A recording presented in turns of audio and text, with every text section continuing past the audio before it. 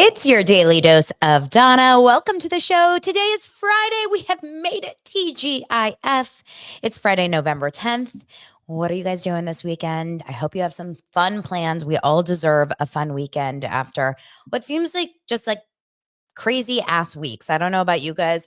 I love what I do. I'm so grateful for Daily Dose of Donna and coming here every single day. I just feel like, the world is falling apart around us. That's honestly what I feel.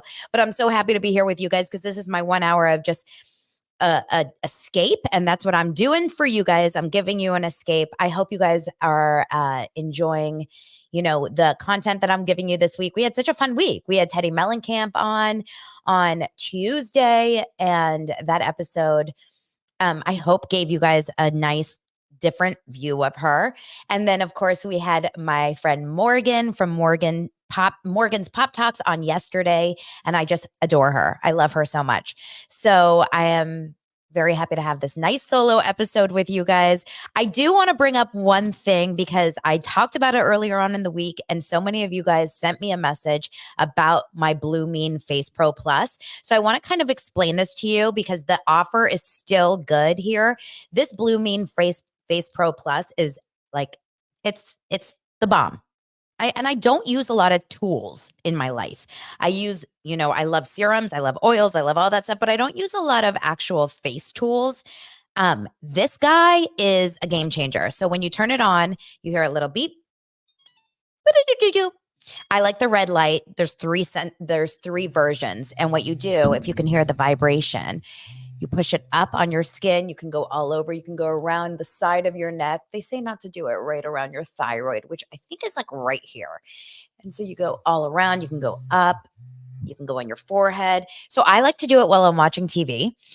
Because I'm a multitasker through and through. Anyway, this is a tool that, helps tone your jawline. It helps you in terms of like all the, the skin benefits that you want. You want skin tightening. You want less wrinkles. You want your serum to penetrate more.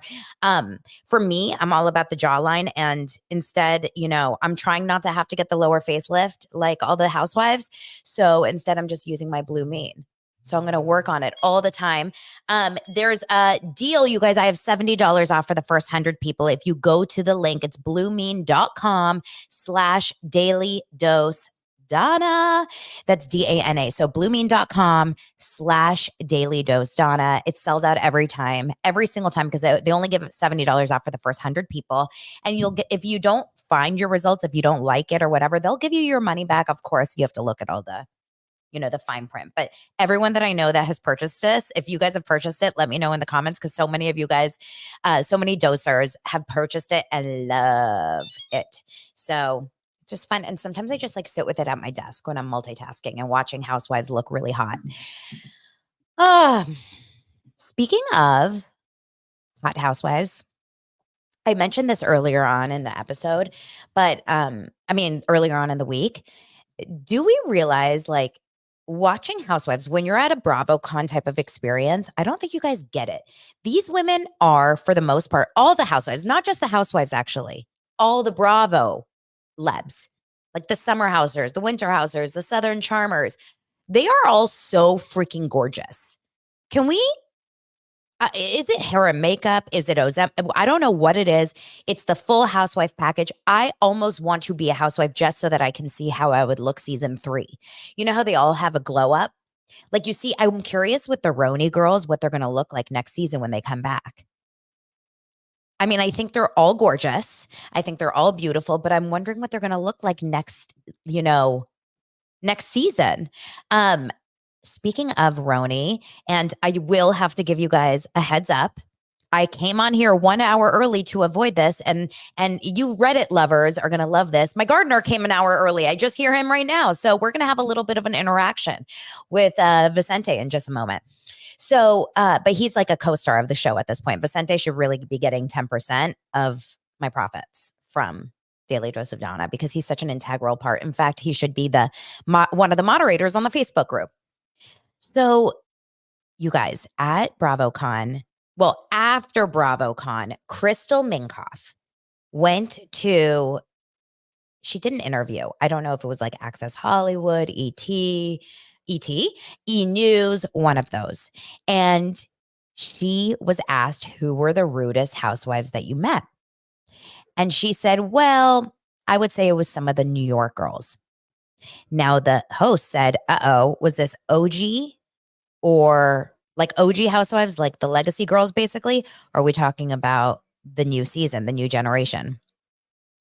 And what they said, what Crystal said is actually a couple from both. So let's do some digging, you guys. Let's try to figure out who you think Crystal is talking about in terms of who she is not a fan of, who is not the nicest. Let's start with the legacy. Now, remember, who is there from legacy? We have Luann, Sonia, Dorinda, and then, of course, Ramona wasn't there. So it was Luann, Sonia, Dorinda, Kristen, and Kelly Ben Simone. Okay. Those five. Here's what I know about all of them. If you guys tell me that Sonia is not a very nice person, I will cry. I need Sonia to be a good person in real life, but I wouldn't be so surprised if that was the case. So what have you heard? Dorinda, I get a vibe. Dorinda has a tude. I don't know why. I just get a vibe. Luann to me feels like she would be just so happy to meet her fans. Am I insane to think that? Now, Cecile says Kristen doesn't like podcasters. So we all listened to Jeff Lewis live yesterday when Ryan Bailey was on the episode. And he said, I think that was yesterday. And he said, Ryan, who I was just texting with, by the way, because I'm doing everything I can to get to get Ryan on this show. Yes. Okay. So Ryan is going to be on Daily Dose at some point in the next couple weeks. So Ryan said that Kristen Takeman was the only one that wasn't so kind to him, which I think is shocking because Kristen Takeman is one of those that, should just be happy that she's back on the show. She was MIA, right? She lives here in LA. I think she lives in Calabasas, which is west in the valley. It's like West Valley, beautiful area, lots of celebrities in that area. I have not heard that she's a bitch, but apparently she's not very nice. We've heard. So, but I'm just shocked. I'm shocked that the Roni girls, the legacy girls would be mean to any of the BH girls. It just doesn't connect with me. Now, let's go to the new girls on Roni, right? Let's talk about the new season. So in that, who was at BravoCon? We have Erin, we have Jessel, we have Sai, we have Uba, and we have Brynn. Right? Am I missing anyone? No. Yeah, those five, because Jenna Lyons wasn't there. A lot of you guys think Erin is not a nice person, but I can guarantee you this. Number one, Erin is the only one that's ever DM'd me back. We've messaged so many times about Israel and being Jewish. I adore her. And I know a lot of you guys don't, but I can't help it. I don't know why. I really like her. I've always connected with her on that show. But she loves Crystal. So we know it's not her because Erin was on Dumois last week from BravoCon. I don't know if you guys heard this like random bonus episode that Dumois released. It was like a 20-minute episode. Erin was at BravoCon talking to Dumois about her experience. And she said the first night she had a dinner with a lot of the women at an Israeli restaurant or I can't remember what kind of restaurant, but it was in Vegas. And she invited a lot of the Jewish housewives, which is where we got that picture with Jackie saying BravoCon, but make it Jewish. Of course, you know me, I'm going to support the hell out of that. But in the picture was Erin, Jackie, Jen Fessler, Crystal Minkoff, and who else? I know Heather Dubrow. Was it Heather Dubrow? I can't remember. But anyways, so Erin said on that BravoCon episode of Dumois that she loves Crystal. So we know it's not Erin. Okay. So now we're down to Sai, Jessel, Uba, and Brynn. For some reason, I have a feeling Brynn is really sweet. Do you guys have that feeling? I get a vibe that Brynn is like kind and fun and sweet. However, Jeff Lewis has said that because Erin is a recurring guest on his show, but he's tried to get the other housewives, and he said that that cast of housewives, that New York cast, has like the strongest egos that he has seen from any cast of any housewife season 1. Meaning like a lot of them are saying, go through my publicist, like don't connect with me. They're not doing his show. And I understand, like, if you have a personal vendetta around, off a certain person, you don't want to be on their show. But it does read a little bit like entitled. And Mary Callow, a lot of you guys are saying that you heard bad things about Jessel. A couple of you guys have, and so did I, which breaks me because Jessel has the opportunity here to be a breakout star. And if you're going to be a breakout star and a housewife, you have to learn how to be nice to your fans. Don't you guys agree? If you're not nice to your fans, especially this early, word travels fast. I don't understand how you could not be nice to your fans. I seriously can't wrap my head around that thinking, especially at BravoCon. Like, this is the event where you should be nice to everyone because they're coming for you. It's not like you're being interrupted at a dinner or at the airport or whatever with your kids on a street. Like, this is literally, it's like being a football player at the Super Bowl and being shocked that people want to take a picture with you. It's so strange to me. And you should be so grateful for your fans. If you want any businesses coming out of Housewives, if you want any fame coming out of Housewives, it starts with fan support. So we can all be obsessed with Jessel, but if she's not a nice person in real life, like, won't word travel? And then to think that you're not nice to Crystal, who's a fellow housewife, like, you guys are on the same level. In fact, like, she's above you. She's been on the show for for longer. So in terms of like Bravo levels. Now, another thing that came out from that I thought was interesting just about who people are in real life was Alexia was on Watch What Happens Live. I didn't watch it, but it was airing yesterday. And apparently one of the questions, the shade room or whatever, it was one of those things where they ask random questions to the housewives, like a light shines on them. And she said, which Real Housewives have you not, had the best experience with? Something along those lines. And Alexia, of course, she's like, everyone's nice to me because I am such a nice person. But she said some of the Beverly Hills housewives. Now, on that stage was Garcelle and Erica, I'm pretty sure. So she said, not Garcelle, not Erica. And then everyone's like, so who else? And then she said, well, not Garcelle, not Erica, not Crystal, not Sutton. I think that's what she said. I can't remember if there was any. No, it must be that. And then Andy goes, oh, so we're basically assuming from process of elimination that you're talking about Kyle and Dorit. And she said it's not towards me, but yes, they're full of themselves. It was something along those lines. I'm not surprised. I do think, and I've heard this from multiple sources, that the Beverly Hills housewives walked around a little bit like this was their domain. Although I feel like really who should be walking around was the New York legacy girls. But at the same time, no one should be better than anyone else in any of these situations. Like, it's so ridiculous that they're catty within each other. Oh my gosh, speaking of catty within each other. I guess I'll keep talking about cattiness. I said it on my Facebook group. I'm not going to dig low and talk about people that aren't on Housewives anymore. It's like I can't, or like on reality shows. I just can't. Jeff Lewis is fair game because he has Hollywood House Live. But if you're not on a reality show at this point or like in the news, it's not worth it for me. So, Tamra and Teresa and Tamra have such beef. Have you guys heard about this? So months and months ago, Tamra had, let me try to remember what happened. Tamra had Caroline Manzo on Two Teas in a Pod months ago. And they talked about this experience with Brandi Glanville. Somehow having Caroline on the show somehow triggered Teresa. I don't remember what specifically was said. I don't remember exactly what happened, but somehow it triggered Teresa, who then started going off on Tamra on her show. So Teresa and Tamra had this really strange beef. And I was listening to Tamra on something on her show a few months ago or weeks ago saying, hopefully we squash this beef.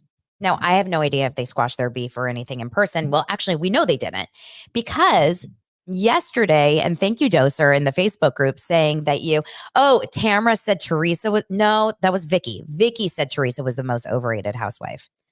Something happened on that Caroline episode. Our brains are only equipped to remember too many housewives things from years past. So this week, Teresa releases a Namaste Bitches episode, which is her podcast. And she has her co-host, whose name I want to say is Melissa. I don't know her. And I don't listen to the show regularly, but one of you dosers in the Facebook group was like, you got to listen to this. It's unhinged. So I listened to the first 10 minutes. And basically, it's so funny because I feel like Teresa's co host, and tell me if you listen to the show and this is how it normally is, or it was just this episode. But I feel like Teresa's co host is trying so hard to have a story and tell a story. And it always goes back to Teresa just repeating herself about the same thing. And I have no personal issue with Teresa or Melissa. Like, I'm not team either or. I met the Gorgas over the weekend and they were really sweet, but I'm sure if I met Teresa, she would have been sweet too. I haven't heard bad things. Maybe you guys have. But I guess Tamra had basically talked shit about Louis, and Teresa was not having it. And she kept going back and forth about how Eddie is the worst house husband. And Eddie Judge was alone all weekend, which I didn't personally see. I did see him at the bar at Four Seasons when I saw all of the other ones. And he was standing at a table talking to the Gorgas for a while. He was talking to a bunch of them for a while. So I don't actually believe that that's the truth. But she said that he was all alone all weekend. This is what Teresa said about Tamra's husband. And she said that Tamra's the sugar mama for Eddie. She basically pays his way. He has no other choice but to be with her because of that. She bought the gym so that he could work in it. She is older than him. Like, it was pretty intense. I mean, a lot of people have negative things to say about Tamra and Teresa. I don't know personally. I've never had an exchange with Teresa, even over DM, but I don't think I've ever tried to. I'm just like, I find Teresa to be such a, like, I don't know, some sort of like illusion, like mystery to me. She seems so far away, like not only physically because she's in New Jersey, but I just feel like I wouldn't be able to connect with her on some sort of real way. But that's because I don't think when you talk to Teresa on the show, when you watch her in conversation, I don't think she's like, and tell me if I'm wrong on this. I'm okay to be wrong on any of this. But what my impression, and I come from a casting background, so I like to read people. I kind of like to see who they are and like feel it out. But my impression with with Teresa, is that she has some sort of a inability to communicate in a good, like, back and forth way. Does that make sense? Like, I'm not sure she's able to really listen. Maybe she can listen, but I don't know if she's really able to hear it. No, she can hear it, but she can't listen. What's the one that where like you actually digest the information? I feel like she just wants to get the next words out. And have you ever tried to debate or argue with someone who doesn't want to actually stop talking and just wants to listen, but they just want to keep going and just like fight for their thoughts? That's what I feel about her. And so I don't know. I think I would probably, whereas Tamra is not also the best fighter. She's definitely not. She cuts real deep. But I don't know. I just feel like she'd be easier to have a conversation with if you were angry with her. But maybe not. Maybe she would throw a napkin in your face too. We've seen it. So it's funny, the Inner Housewives, drama. Get Tamra and Teresa on a girls trip. That's the next move. They really should put like feuding housewives together on a girls trip. Like, specifically, right? So who would we cast on this feuding housewife girls trip? We would cast Teresa and Tamra. We would cast, let's just say for shits and giggles, Crystal and Sai, if they had drama. We would cast Lisa and Kyle. Lisa Vanderpump and Kyle. We would cast Lisa Barlow and Monica. There's got to be more that I can think of off the top of my head. Oh, Robin and Karen Huger. Like, it would be so fun. It would be the most, like, talk about either making your life feel so much better and happier because you're not living that life, or it would depress the shit out of you. But why did we watch Housewives? Let's be honest. And this is like a shout out to Bethany and the Reality Reckoning. Somehow watching these women fall apart and like fight like crazy and act like loons and fall into bushes and, get whipped cream eaten off their chests, etc. Why do we watch this? We watch it, let's be honest, because it makes us feel better about our own life in some sick, weird, like, masochistic way. I have no idea why we do it. It's like we want to see hell on wheels so that we feel better. It entertains us. Or is it more of like the um, you know, car crash? Like when you're being a spectator to like the drama and the tragedy and the viral moments. Is that what we want? I don't know. You guys tell me. Why do you watch Housewives?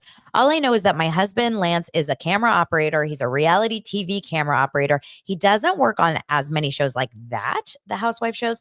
He has done like some Bachelor and Bachelor in Paradise and Love Island. So I guess he does get a little bit of it. He hasn't done Housewives, but he always tells me, I can't watch this shit. He goes, I don't know how you do it. Like, I can't. He goes, it stresses me out. And I'm like, this stresses you out? Like, what stresses me out is, the action things and like the fighting and the, whatever. And he's like, but that's fake. This is real. This is insane that you enjoy watching this, yap, yap, yap, yap, yap, yap, yap. But I actually enjoy it. Do I enjoy it? Or do I feel like it's like a part of my life now? I don't know. We'll have to go back and forth about this. I just know that in life, you have to cut out things that don't make you feel good and you have to bring more things in that do make you feel good, right? So for example, that's why I bring in my Blue Mean. That's why I work out every morning at 5:30. That's why I drink my coffee. That's why I eat my Nutella. You do things that make you feel good. And hopefully for you guys, that's tuning in daily to Daily Dose of Donna. That's how I feel about it. All right, let's move on to last night's TV, which was so enjoyable for me. I really enjoy Thursday night TV. Thursday night for me, and we only have one more week left, and I don't know what we're going to do about this, is Golden Bachelor and Southern Charm.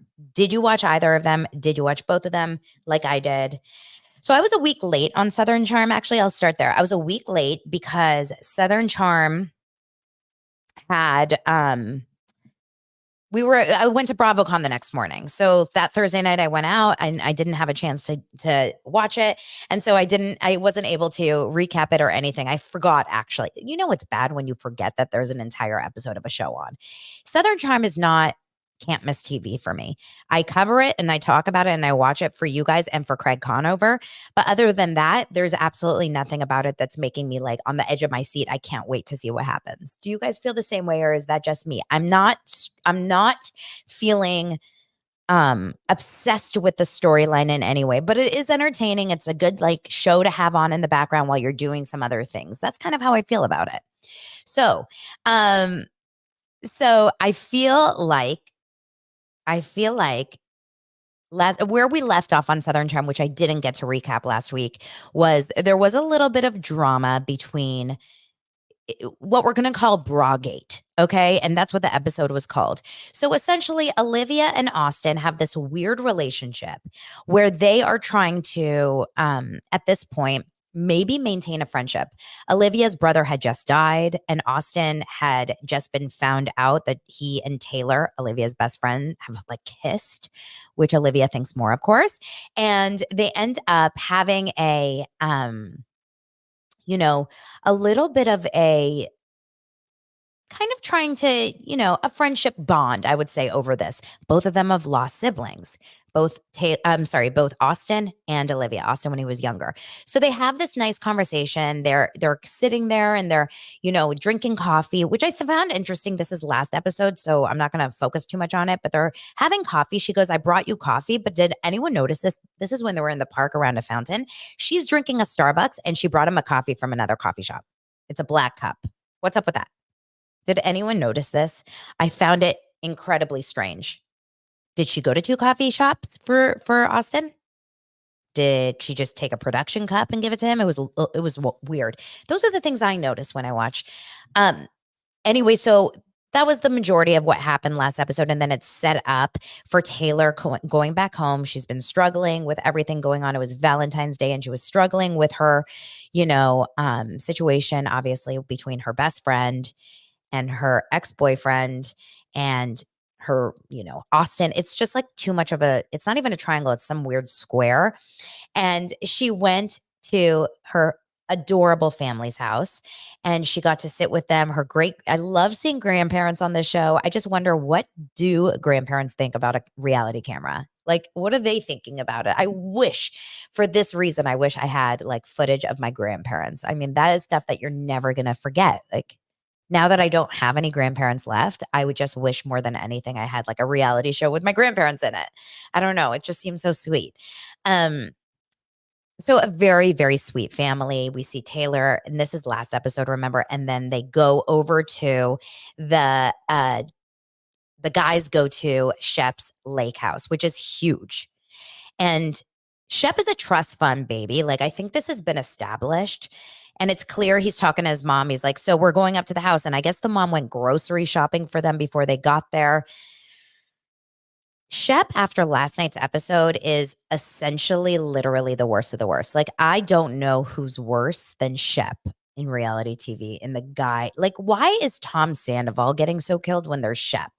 Shep is maybe the worst. Okay. So that was last episode. And a few things happened, but we're not going to get so into it. So then last night's episode, we pick back up at the cabin. And the first thing that I noticed, it's morning. They're having a conversation. Rod, who's dating Olivia or who wants to really be with Olivia, and Austin, who's Olivia's ex, have this one-on-one where Rod is like, I like her. I want to be with her. And Austin's like, okay. But clearly it's weird. Now, the next morning, JT, Mr. Diabetes, Mr. I don't care if I live or die, shooting my butt with a syringe through my clothes, is up and at 'em. He's making breakfast for everyone. He's drinking 46 cups of coffee. And then we see nasty ass Shep. Okay, when I tell you I smelled him through the TV, did anyone else smell him through I smelled him. I was like, oh, you smell like UC Santa Barbara on a Sunday morning after like a keg party. Shep walks his skinny legs with little boxers and a shirt with his beer belly, walking downstairs. And he's like, "Rrr, rrr, rrr," walking towards the kitchen. He opens the fridge. He takes a freaking milk gallon. Now, if any of you are boy moms, you would know that this is the one thing that I knew when I had boys. I was like, this is the one thing I will teach them. Never drink milk out of the freaking carton. This is stuff that you see in like 80s sitcoms. How the hell did this actually occur in real life? With a camera on you, by all, like, it's shocking. He takes a disgusting big gallon, and then of course we have to hear it, which like my misophonia is like shooting out of my pores. And he's gulping, and then big ass burp.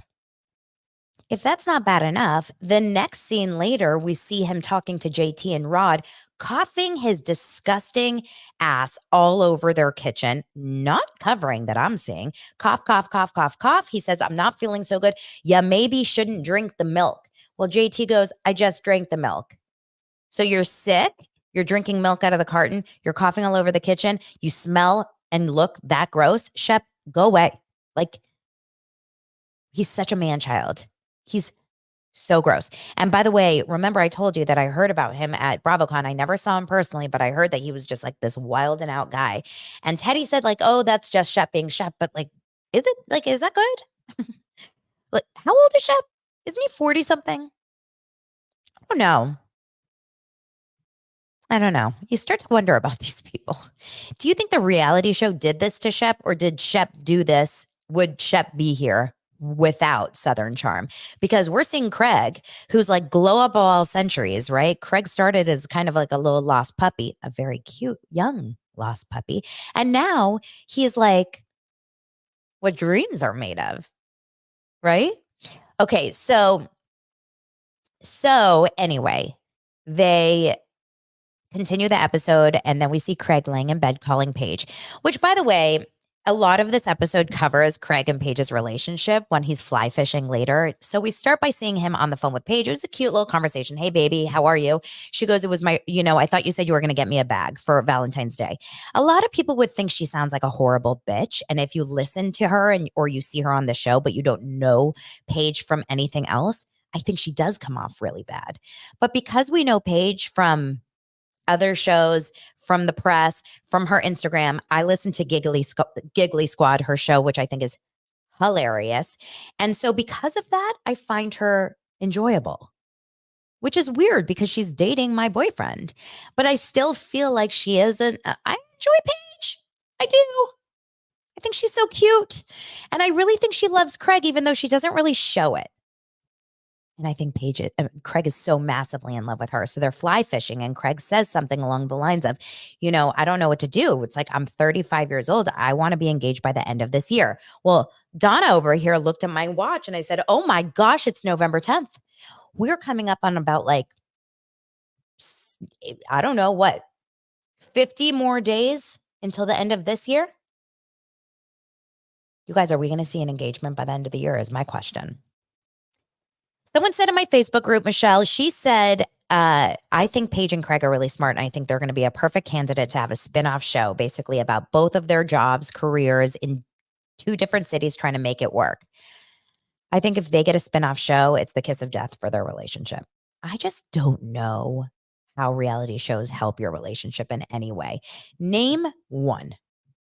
Name one couple that gets a spinoff in any capacity, a show on their own that is doing, fine and dandy. I'm sure there are some out there, but are they really doing good? Or is it just like, name one? Seriously, name one now that I think about it. Brittany and Jax got a spinoff, but we know how that really went. I mean, they're fine now, but okay, so Craig is obsessed with Paige. He obviously wants to marry her. She's the one that's like hesitant. We know that whole story. Meanwhile, Olivia's interesting to me, you guys. I'm trying really hard to be sensitive to the fact that, she clearly is going through a breakup. Sorry, the death of her brother, and she's very, very emotional about that, as anyone would be. But I'm trying to think about who she is prior to this death. And I think she was the same. So I don't think this is related to the emotional struggles she's going to. Olivia, she lacks personality for me. She's not my people, guys. It's going to sound horrible. I know maybe a lot of you will not like this comment, but I want you to truly think about this. Do you truly believe that Olivia on Southern Charm is dynamic, is interesting, is exciting to watch on TV? I find her the opposite. Madison, on the other hand, adorable. Adorable. I think Madison is so like dynamic and fun. Vanita has personality. Even Leva has personality. Taylor? Olivia? No. And part of it may be like a little bit of a Botox situation. But I personally, excuse me, but I personally do not understand why, hold on, why we have a situation of like Olivia being the main girl. I find her just hard to connect with. And I find her hard to really just like root for. But she's nice. So no, she's not done anything wrong. So I guess we're all on Olivia's side. But she's boring to me. She's a little boring personality. And she goes to visit Taylor. Now, this is confusing because she has drama with Taylor, but she decides anyway to take a suitcase to go to Taylor's. Also, Taylor's visiting her family 45 minutes away from the guy's lake house. So convenient. And she goes to visit him. And in that moment, she takes a suitcase. Or she goes to visit her. She brings a suitcase. So clearly her plan was to stay. She sees Taylor's mom. Taylor's mom comes out to her and gives her such a welcome and such a hug that I thought was so kind and sweet. Like, where's Taylor's kindness, right? We're not really seeing it from Taylor, but Taylor's mom is giving her a hug and wishing her sympathy about her brother. And oh my gosh, I'm so sad. Which, by the way, what the F? Because Taylor's brother, who we meet in these episodes, his name is Worth, has also passed away. From what I don't believe has been revealed yet. So the mom, this is so crazy to think about, you guys, and so sad. Taylor's mom is going out and giving hugs to Olivia and loving on her, wishing her and praying for her the loss of her brother. Meanwhile, her son is going to be passing away soon. It was hard to watch. Did anyone else feel that? Yeah, Olivia did ask Taylor's mom, "Are you mad at me? I hope you're not mad at me," which I think the only reason she would say that is because she knows that she's been cold to Taylor. And she's hoping that Taylor didn't, talk crap about Olivia to her mom, which I don't think anyone did like that. But Taylor is just struggling really hard. It's very hard for me to feel like someone feels bad or is apologetic about their actions if they are not giving a true feeling of like, maybe it's Taylor's personality too. She's not genuinely sad or apologetic, is she?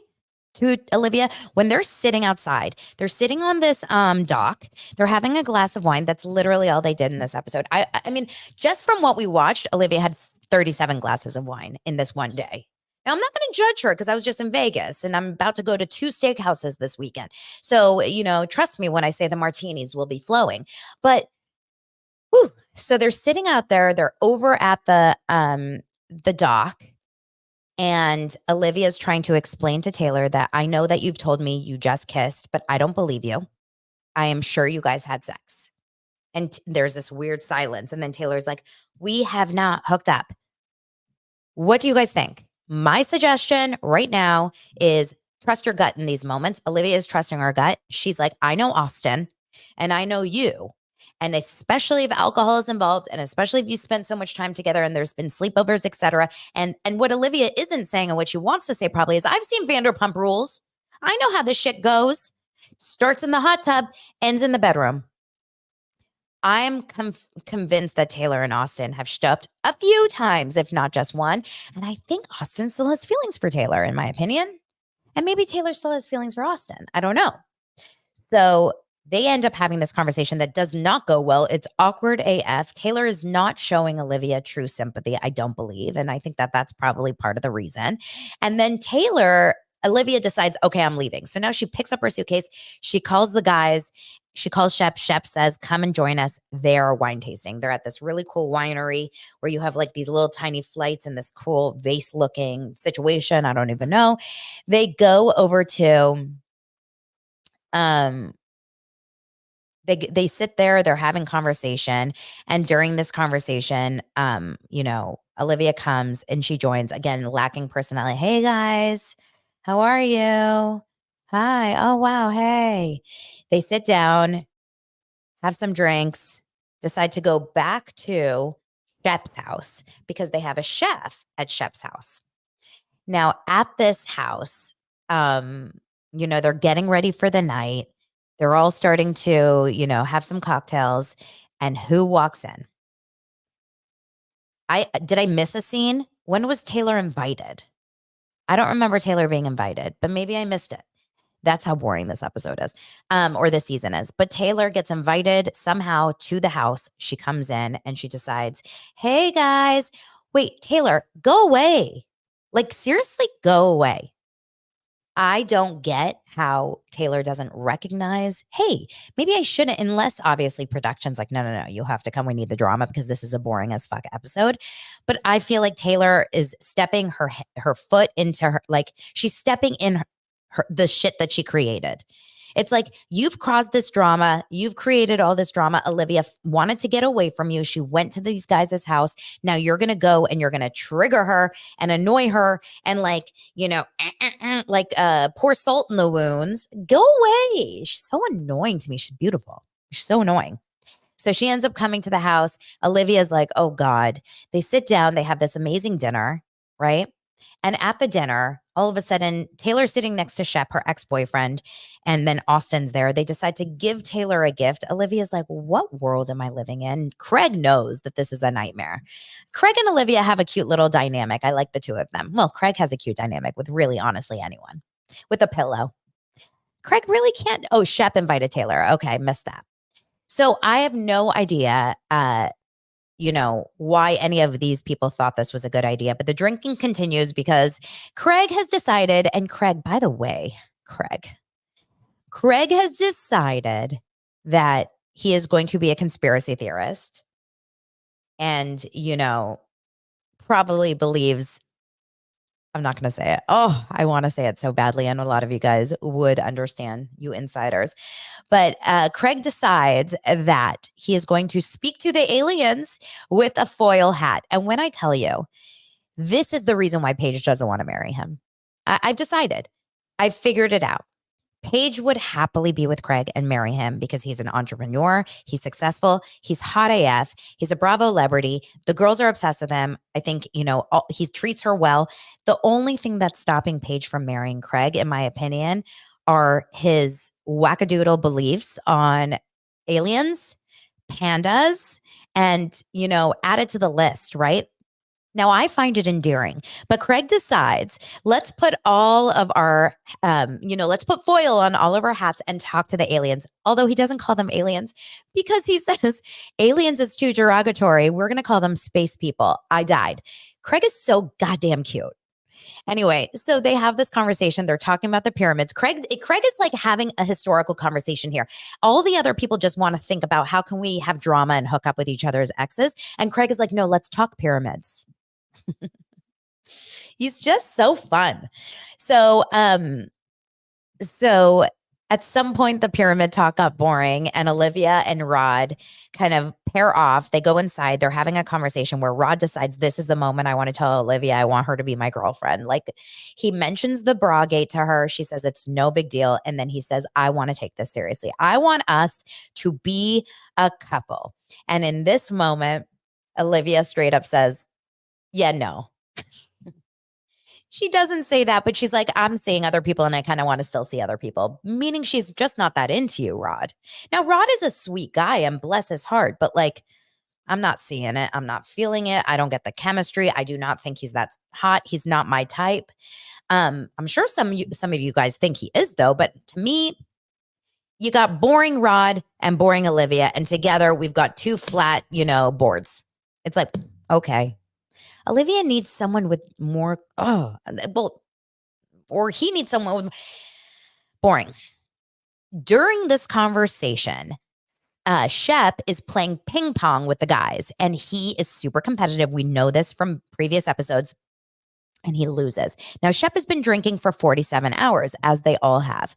So Shep comes outside, and they're talking about the fact that Shep lost. And Taylor, being the typical Taylor that she is, which is like no alliances whatsoever and just decides to screw over anyone, decides to kind of cheer on Craig and Austin, the ones that won against Shep. Now, Shep is drunk and he is not taking this lightly. Shep has decided in this moment, I am not okay with you, Taylor. You are basically cheering for the enemy. And what the hell? Why are you being this way? Now, Taylor says, wow, Shep, you're being really possessive and controlling, which I didn't feel that at all whatsoever in that moment. I get Shep was wasted and way too sensitive, but Taylor decided to throw that out there just because she likes, I'm convinced Taylor is like the silent killer, right? She's silent, she's sweet, she's like pretty, but she stokes the fire, she pokes the bear. She's like, put him, she's like, come at me, bro. So she says these things that she knows will trigger Shep. And Shep says, I can't remember what Shep specifically said to Taylor. Does that make you feel good? Something like that. And Taylor goes, does that make you feel good when you cheated on me? And Shep, because this is how a lot of people fight when they're mad and when they're drunk, is instead of like taking it and just kind of holding in, they decide, no, I'm going to hit it where it's going to hurt. I'm going to cut low. I'm going to cut below the belt. And he said, yeah, actually, it was kind of fun to cheat on you. The way I've never seen Taylor so activated. This was a Lindsay Hubbard moment, you guys. Taylor jumps up. Fuck you. Go to hell. Whatever. She throws wine into Shep's face. She goes inside. She's ripping off her microphone. Get it off of me. Screaming, screaming, screaming. Olivia, being the nice girl that she is now comforting Taylor. And everything kind of like, goes to shit. Shep and Austin have a conversation. Oh, yeah. Shep and Austin, meanwhile, have been fighting outside about this. Shep is like, Austin, you just want what I have. Hot mess express. They go inside. It's kind of like everyone just falls apart and goes to bed. Until the next morning when Olivia comes downstairs and she notices that Taylor is in Shep's room. What? No, they're wearing all their clothes, so I'm assuming that they didn't, but I think that they did make out. And Taylor is such a self-sabotager. Taylor is the epitome of the girl that needs attention from wherever she goes. And this is like all she'll do anything she can just to get attention. She needs the attention. And I don't believe that Taylor is like confident enough in herself in this moment whatsoever. Like she needed Shep to hook up with her. That was what it was. She did. So anyway, that's kind of where the episode, ends. That's really it. What do you guys think? It's good. It's fine. I'll watch it. I'm not dying for it. It's not must-see TV. Now, you know what must-see TV is? Golden Bachelor. Are you guys ready to get your AI glasses on and let's talk Gary? Golden Bachelor. When I tell you, start a Golden Bachelor con and I'm going to go. Wait, by the way, why hasn't ABC decided to do a Bachelor con? Like, how many people, I wouldn't, because I'm not a big Bachelor person, but how many people would go to a Bachelor event? Think about how many celebs they have, like Bachelor lebs. What are they called? Bachelor Universe? They really should think about it after seeing the success of BravoCon with all the former Bachelors, Bachelorettes, all of them, Bachelor in Paradises, Goldens. So this is the Women Tell All episode, which I normally skip. In every episode of or every season of Bachelor I've ever watched in all the years, I always skip. But this is cream of the crop. This is the stuff that I come for. This is the show that I love because you know what? I feel like I'm hanging out with my friends. Now, I don't know about you guys. When I go to the gym, just say, there's a lot of people of a lot of different ages at my gyms. I always connect with the older women. I just do. I love them. I love a woman that has a little bit more maturity than me, has more years on me. I connect with the older women when I go on vacation. Like I used to go on vacation with my ex-boyfriend. We would go to Mexico. I'll never forget this. And every single time we would sit at the bar, we would always connect and start chatting it up with an older couple. Actually, this still happens to Lance and I don't want to talk to the 20-year-olds or the 25-year-olds. I want to talk to the 58-year-olds, the 70s. Like those are the ones that are entertaining. If you're fun and you're down to have a good time and you're of that age, you are cream of the crop. And this is what this group is. So Women Tell All. Now, they didn't bring it back all the women. Did you notice that? They brought back probably, I would say, 16 of them. I can't think exactly. And the standouts, of course, are the Kris Jenner lookalike, which is Susan, my fave. The Caitlyn Jenner lookalike, which is Kathy. Don't at me. You guys said it too. Okay. Then we had Edith and her guacamole. We'll get into that. We had Sandra with her Zen and the F word. We had pickleball player, Ellen. Their names escape me left and right. This is one thing that I can't get straight. I can't get straight any of the names. I try, but I can't. We had a Nancy. We had all the good ones back, right? So, sorry guys. So the Women Tell All come and they get interviewed, or sorry, they get announced, and they're so funny because they all have like a thing. So for example, they would say, about one of they would introduce Edith and she'd be like, hi. And then they would introduce the one, and I can't remember her name, but she's the one that takes everything too far. She's the one that faked her injury on the pickleball court. And she stood up and she's like, you, she's so big.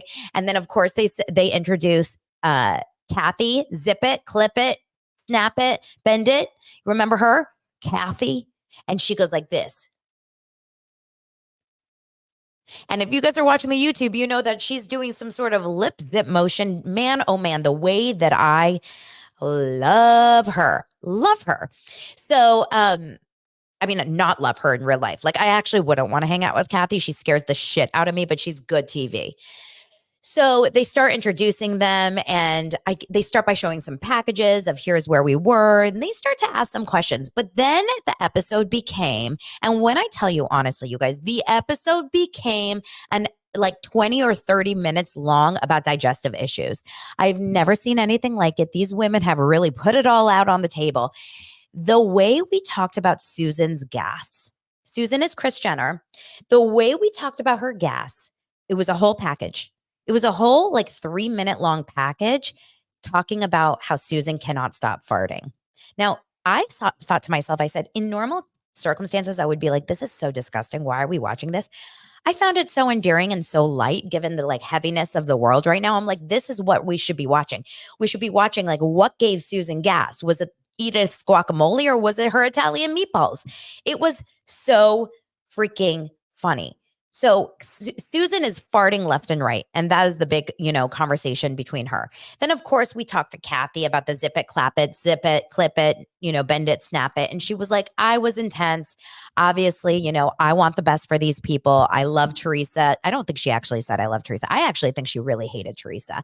But she's like, I really want this to, want someone to be happy. And I really want the best for these women. What I love the most essentially about these women is I truly don't believe there was major drama with any of them. I really do believe they all wanted the best for each other. I do. I believe they actually had the best intentions for each other. They wanted them to succeed. And what the best thing we noticed about all of them was that they really wanted, now they got like a little taste. They got a taste of love. They got a taste of maybe romance and makeouts and sex. And so now they're like, let's do this thing. I'm ready to go. Maybe a lot of them were in droughts of dating. So then Joan, of course, comes up. Now, Joan was the one that needed to go home to her daughter. And remember, we had talked about this. I said to myself, because all she said on the show was, my daughter needs me. And mom needs to be home with my daughter. She just had a baby and she needs me. And I thought to myself, and you guys, I appreciate you dosers because you warned me about this, but I thought to myself, wow, that's kind of shitty of the daughter because your mom gets this experience of a lifetime where she could find the love of her life. And you're saying, no, I need you home with me. But a lot of you said, oh, maybe it was a postpartum depression situation. And then I said, oh, if that's the case, yeah, that's the most important thing. And the truth is, it was. And Joan was able to talk about this. So Joan left the show way early because her daughter was seriously struggling. And Joan was a mom first, which, by the way, as a parent myself, you're only as happy as your most unhappy child. There is no way that I would ever be able to pick a reality show over being with a depressed child, ever. So she did the right thing. And Joan is a winner in my book. But I actually think Joan and Gary could have had something real. And Joan was bummed. She was like, I feel like I missed out on potentially a real thing, but I know that they were, that he has found love. Now, then they bring out, please tell me, is it Ellen, the pickleball player? Just remind me if that's her name. So she comes out and she has a one-on-one with Jesse and she starts talking about her friend, Roberta. When I tell you the way I cried, did you guys cry during this? So Roberta was mentioned many times throughout the episode because Roberta was her best friend who had told her to apply for the Bachelor, the Golden Bachelor. And when she got it, she found out that she had cancer. She had stage 4 cancer, something along those lines. I can't remember exactly at what stage it was. And she told her, go on the show. Regardless, go on the show because this is how I want you there. Like, I want you to be there and I will watch it with you. We'll watch the first episode. Do it for me. So she goes on the show. And then, of course, she gets eliminated in this was it last week? Last week, whatever. The last episode, she gets eliminated. She goes home. And obviously they're airing this delayed. This probably was filmed 3 months ago, 4 months ago. I can't remember exactly. And they're sitting there and she says, Roberta wanted to watch the first episode with me, but when I came home from filming, she was in a semi-coma state. And she had she was really not capable of watching the show, but she was waiting for me. She was waiting to watch that first episode. And she said, I told her, it's okay. You can go. We'll watch the show. I could cry. We'll watch the show together from different places. Jesse's crying. I'm crying. My son Oliver had just come in from to say goodnight to me, and he's watching the scene and he's like, Mom, this is so sad. Then we see them, they keep cutting to a younger woman in the audience, and we find out that that's Roberta's daughter. They flew her in. They flew her in to give her a big hug, and they had the sweetest, sweetest conversation. I absolutely adored this scene. I thought it was so lovely, so heartwarming, and we don't see this with the younger bachelors. We see this only with the older because they have such stories. They're so wonderful. Now, another thing, like, okay, so then of course we go to commercial break, and then they had a whole blooper reel. Oh no, they had Gary come out, and he was like, I miss you. Oh, ladies, I miss you every day. Every single day, I'm able to think about you with a good moment, with something on my heart. I miss you. Oh, hi. And then you just see the women like, hi, hi. Kathy is the best. If I could just say, Kathy is literally the best part of any of these. Like, just watch her in the background always. She's waving, she's nodding. She's so animated in this moment. And she is seriously so, like, they're so obsessed with Gary. Now, do you guys really think Gary's all that in a bag of chips? I mean, he's a nice guy, really sweet guy, and clearly very kind, a good dad, was a great husband, but like, I don't know. I'm not really feeling that like sexual attraction to Gary. But Gary is, meanwhile, he is like, ladies, oh, wow, the way I've missed you over the year. Oh, the memories we've had, every single one of you. So then they go to the blooper reel, which again is just a freaking 3 minutes of them farting and burping. I am not joking.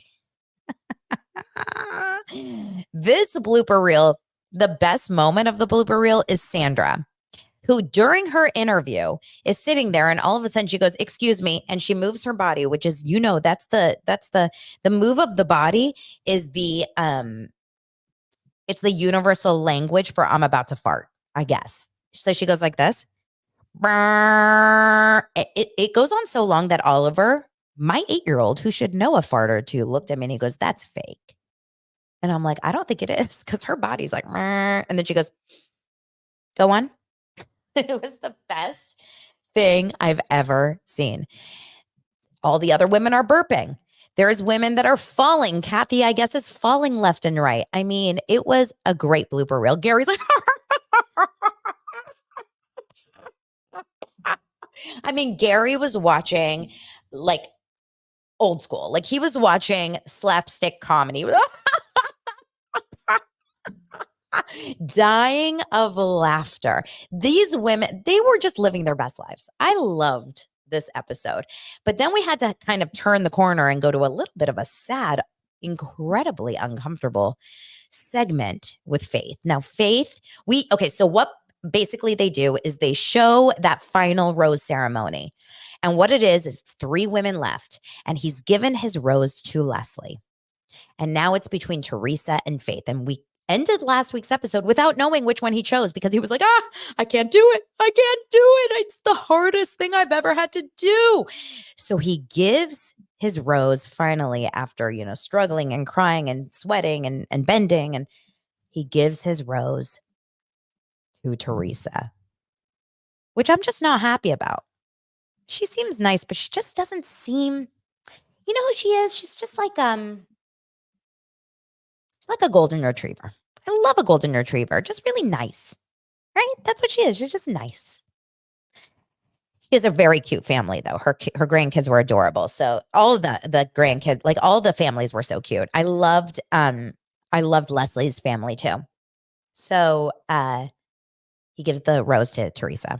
Now, Faith and him have this like tearful goodbye outside, and as we're watching Faith cry in the limo, talking about it and like going through it, we see that Faith is now live watching this episode on the couch next to Jesse.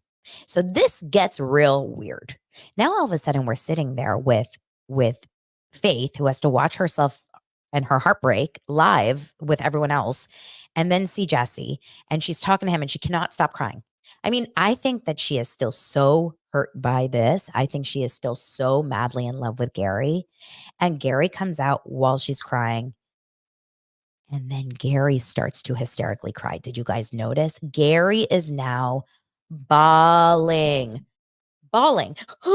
Like, I'm not even saying it to make fun of them. I'm saying it because it was legitimately the saddest thing I've ever seen. The two of them just like hysterically crying, but it was over the top. It was too much. It was too much. And she's like, and he's like, I can't. Like, it was great. We think that the young ones are dramatic, that they cry so hard after getting eliminated. Like, no, these women, I mean, they say that you like envision your future. I think these women really did like envision their, like to the end of time with these people. So she was very, very devastated over this. And I think a lot of the reason she was sad was because of her sons. She kept saying, I just don't want them to be worried about me. I'm just sad for them. And when Gary said, I broke a promise. I broke a promise to your sons. I said I would protect your heart and I couldn't. And she was like, it's okay. It's okay. And then she kept touching him. Did you notice that? With her boobs were out there. She kept touching him. She goes, oh, I'm sorry. It's just so hard not to touch you. Faith is madly in love still. So after that, Faith gets whisked away, and then they decide to show the trailer for next week's episode, which Jesse calls the most emotional moments you've ever seen. And in that moment, we see him go back and forth about who he's going to choose and a lot of crying, and they're in Costa Rica and this and that. And all I can say is I am Team Leslie through and through. I love Leslie's family. They seem rad. I loved Leslie's older brother, Stuart, who was like the original mensch, which you know what? As a Jew, and I'm convinced she's Jewish, I'm convinced that her family is Jewish, right? Because she said mensch multiple times. Is Gary Jewish is my question. We have not learned a thing about Gary's background, but she calls him a mensch on a bench. Leslie to me is hot. She's got a body like no other. And he said, I love you. And when they were in the family, like at the hometown date, and she's against the wall like this, and he's against the wall holding his hands over her head. And I'm like, they are going to have some good times in the bedroom. And to me, I think Teresa is like, hi. We've all met Teresas. We all know Teresa, right? You don't want to marry a Teresa. I mean, she's so sweet. Don't get me wrong. But like compared to Leslie, who I think has a real personality, I am into the personality. I'd rather, in terms of dating, I'd rather good personality than a good looking. Like, what's more important to me? I, of course, have to be attracted. But if you don't have a personality, you're out. Audi 500, right? Anyway, it was such a wonderful episode. Golden Bachelor is like must see TV. And we're going to watch it next week. And we're going to, have some feelings. We're going to have some feelings if Leslie gets eliminated and Teresa sticks. But I think personally, oh my gosh, how cute. I just got a text from Amy Phillips. I think personally, Golden Bachelorette. So of course they have to do Golden Bachelorette. I have not gotten word of anything, but I will let you guys know the second I do, because Golden Bachelor has done phenomenal in the ratings. So if they're going to do Golden Bachelorette, I want you guys to tell me in the comments who you think should get it. Now remember, she has to be like emotionally stable. She can't be one of those kooks. It has to be someone that they've focused on heavily in the season. So it can't be, like Matt James' mom, who was there just because she's Matt James' mom, but she doesn't say a word, that Debbie woman. I think personally it's going to be Joan. Joan, in my mind, is who it's going to be as the next Bachelorette. She's the one that went home for her daughter. There's just a feeling she's young, she's vivacious, she's beautiful. She didn't like fall in love with Gary and get her heart broken. I feel like this is who it should be. It cannot be Faith. I really don't want it to be Faith. I really think either Ellen or Joan. Yes, Ellen and Joan. So Ellen is the pickleball player and Joan is the other. Now, Steph says Joan is perfect for Gary, but can she carry a show? Do we think Gary's carrying a show? No, I think the women are carrying the show. Gary is boring as rocks. I mean, love him, but he's so boring. He's the AI Gary, right? Hello, I am here to be the man. And when he's sitting with Teresa in the hometown date and he's like, I knew it when you put your arm on my shoulder. Man, oh man, did that feel special. So damn cute. beyond. Love the Golden Bachelorette. You guys make sure to get your own Blue Mean. A bunch of you guys came in late, so I just want to remind you, $70 off if you use the code. I'll put it in my show notes at the end of this. It's bluemean.com/daily dose at Daily Dose Dana, Dana. And you don't have to put in a code or anything. I hope you have a phenomenal weekend. Thank you so much for your ratings and reviews. Means the world. I'm seeing them all come in. Let's go enjoy ourselves. I'm going to an old school steakhouse tonight and a very, very brand new invite only friends and family steakhouse down the street from my house tomorrow. I will let you guys all know about it. So when next time you're in LA, you'll know where to go eat. And that's it. I'll see you guys on Monday. Have an amazing weekend. Bye.